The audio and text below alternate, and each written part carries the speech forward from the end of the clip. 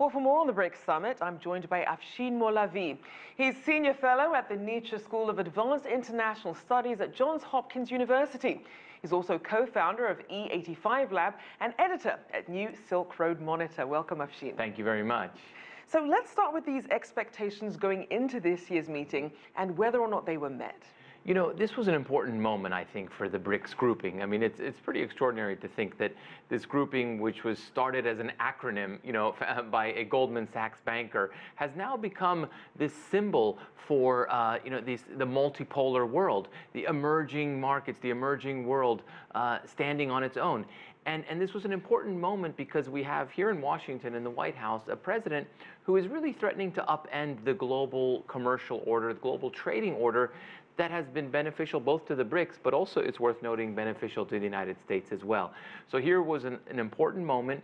BRICS actually became more relevant, I think, with this meeting because of the global trade disputes that are taking place. And I think they did stand up well, and they stood for liberalization of trade, liberalization of investment, even if some of the members of that grouping are not the freest of traders, including Brazil and India, for example. It was still important for the emerging world.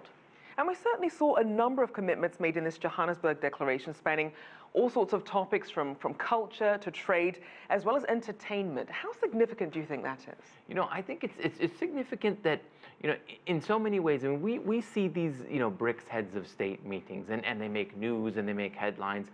But, there are constant BRICS meetings going on, culture ministers and finance ministers and trade ministers.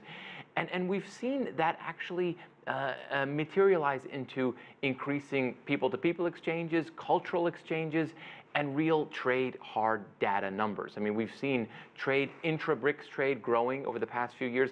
In fact, intra-BRICS trade is growing faster than global trade. And so we're seeing the results of these kind of meetings taking place, and the meetings that take place beyond the headlines are sometimes even more important. Now, we know there was this rejection of protectionism and also this commitment to the multilateral rules-based trading system. What sort of signal do you think this sends to the global economy, especially given the uncertainty of what's going on with U.S. trade? That's right. I think it's very important that this grouping of, which is roughly 40% of the world's population, about a quarter of the global GDP, is standing for trade liberalization, investment liberalization, because, we're at a very delicate and fragile time in the global economy.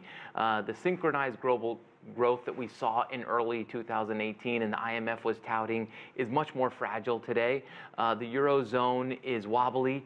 The U.S. economy seems to be doing well, but the trade tariff disputes are going to hit the U.S. economy eventually. And so this is precisely the wrong time for us to be facing these kind of trade tensions. And it was important for the BRICS nations, this still important group of countries, to come forward and declare the importance of free trade and standing against protectionism. So then how much of a challenge do you see the U.S. trade standoff as threatening to what happens in terms of the growth and expansion for BRICS countries? It's going to affect the global economy, and therefore it will affect the BRICS countries. And, in fact, if you just take a look at China, estimates show that if the trade dispute, which is not quite yet a trade war, but if it does become a trade war, if we do start to see massive tariffs on Chinese imports, it's going to shave anywhere from 0.2 to 1% of China's GDP, depending on which estimates you look at.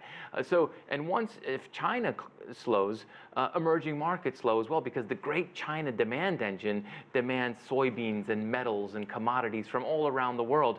And China, when China sneezes, the world does begin to catch a cold, just like when the U.S. sneezes. So you've got the two biggest economies in the world in this trade dispute. It's going to affect everyone, including the BRICS.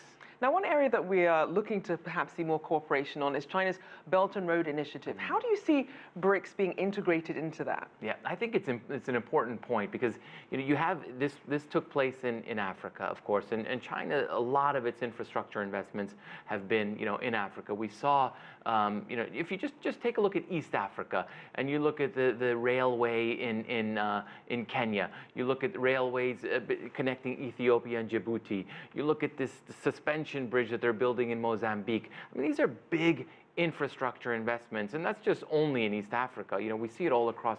And if there's one thing that all the BRICS countries can agree on, but the larger emerging world can agree on, and I think even the G20 can agree on, is the importance of infrastructure investment. So I think the Belt and Road Initiative, even though it's seen with some trepidation and fear in Washington policy circles, it's seen as a geopolitical power grab by Beijing. It should be seen as an opportunity for all the G20 countries to come together to build the infrastructure of connectivity that will increase shared prosperity. All right, thank you so much. Always good to have you on. Thank you. Afshin Molavi, Senior Fellow at SAIS, co-founder of the E85 Lab, and editor at New Silk Road Monitor.